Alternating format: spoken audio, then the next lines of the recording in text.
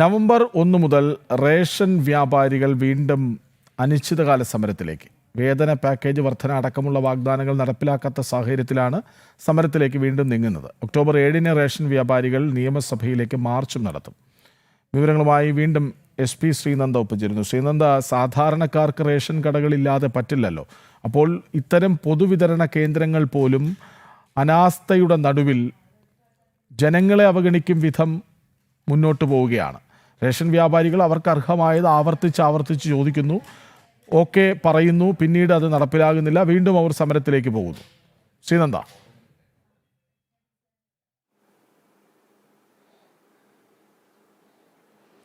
കൃഷ്ണ സൂചിപ്പിച്ചതുപോലെ തന്നെ സാധാരണ ജനങ്ങളെ ഏറ്റവും അധികം ആശ്രയിക്കുന്ന ഒരു വ്യാപാര കേന്ദ്രം എന്ന് നമുക്ക് പറയാൻ സാധിക്കും. സാധാരണ ജനങ്ങളുടെ അന്നം എന്ന് പറയാം ഈ ഒരു റേഷൻ കടകൾ എന്ന് പറയുന്നത്. ആ ഒരു റേഷൻ കട നടത്തുന്ന ആളുകൾ നേരിടേണ്ടി വരുന്ന പ്രശ്നങ്ങൾ നമ്മൾ പലതവണ മാധ്യമങ്ങളും അതുപോലെ തന്നെ അവരും നേരിട്ട് വന്ന് പറഞ്ഞ കാര്യങ്ങളാണ്. പക്ഷേ ഒന്നും ഇതുവരെയും എവിടെയും എത്തിയിട്ടില്ല എന്നതാണ് നമ്മളിവിടെ എടുത്തു പറയേണ്ടത്. കാരണം വേതന വർധനവ് അടക്കമുള്ള കാര്യങ്ങൾ നിരവധി തവണ സർക്കാരിന്റെ മുന്നിലും അതുപോലെ തന്നെ ബന്ധപ്പെട്ട അധികാരി മുന്നിലൊക്കെ തന്നെ ഈ റേഷൻ വ്യാപാരികൾ പറഞ്ഞിട്ടുള്ളതാണ്. എന്നാലും ആ ഒരു പറഞ്ഞതിൽ മാത്രം എല്ലാത്തിനും ഓക്കെയാണ്, എല്ലാം ശരിയാക്കി തരാം, ഞങ്ങൾ വരും, എല്ലാം ശരിയാക്കും എന്നൊക്കെ സർക്കാർ പറയുന്നുണ്ട്.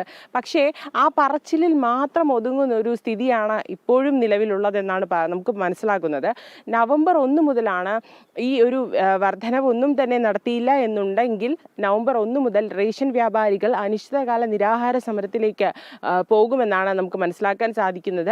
അതിനു മുൻപായി അവർ നിയമസഭയിലേക്ക് ഈ അടുത്ത മാസം ഒക്ടോബർ 7-ാം തീയതി നിയമസഭയിലേക്ക് ഒരു മാർച്ച് നടത്താനായി ഉദ്ദേശിക്കുന്നു. ആ മാർച്ചിന് ശേഷമാകും ഈ നവംബർ 1-ാം തീയതി മുതൽ അനിശ്ചിതകാല നിരാഹാര സമരം കടകൾക്ക് മുന്നിൽ വേണോ വേണ്ടയോ എന്നുള്ള ഒരു തീരുമാനമെടുക്കുക. അപ്പോൾ ഈ നിയമസഭാ മാർച്ചിൽ എന്താണ് നടക്കുക? അതൊരു സംഘർഷത്തിലേക്ക് നയിക്കുമോ? അതൊരു സാധാരണ രീതിയിലായിരിക്കുമോ സമരം നടത്തുമോ എന്നൊരു കാര്യത്തിൽ നമുക്ക് ഇതുവരെയും വ്യക്തത വന്നിട്ടില്ല. എന്തായാലും നിരവധി തവണ മാസങ്ങളായി ഇവർ പറയുന്ന ഒരു വേതന വർധനവ് മാത്രമാണ് അവരുടെ സാധാരണ അവർക്ക് ലഭിച്ചുകൊണ്ടിരിക്കുന്ന 18,000 രൂപയിൽ നിന്ന് 30,000 രൂപയിലേക്ക് മാറ്റുക എന്നുള്ളൊരു കാര്യമാണ് ഇവർ പറയുന്നത്. ആ ഒരു വർധനവ് പോലും ഈ സർക്കാരിൻ്റെ ഭാഗത്ത് നിന്നും അത് ചെയ്യാനുള്ള ഒരു നടപടിയും ഇതുവരെ ഉണ്ടായിട്ടില്ല. കഴിഞ്ഞ ഓണത്തിനൊക്കെ തന്നെ ഓണക്കിറ്റ് വിതരണത്തിൽ കൂടി വിതരണം നടത്തുന്ന സമയത്ത് ഓവർ ടൈമായി അവർ ആ കടകളിൽ നമ്മുടെ റേഷൻ കടകളിൽ ഇരുന്നിരുന്നു.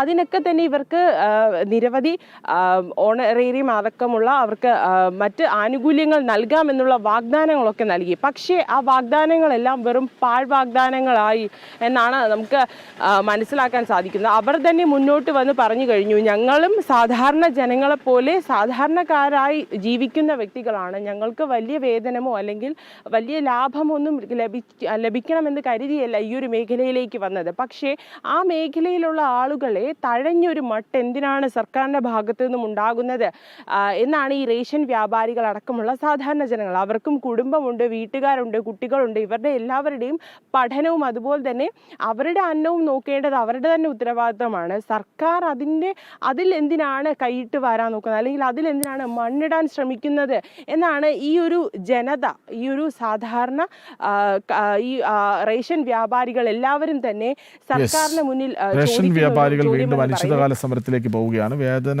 പാക്കേജ് വർധനവടക്കം വാഗ്ദാനത്തിൽ ഒതുങ്ങിയാൽ പോരാ, അത് നടപ്പിലാക്കിയേ തീരൂ എന്നാണ് അവർ പറയുന്നത്. ഒക്ടോബർ 7-ന് റേഷൻ വ്യാപാരികൾ നിയമസഭയിലേക്ക് മാർച്ച് നടത്തും. വിവരങ്ങൾ നൽകുകയായിരുന്നു SP ശ്രീനന്ദ.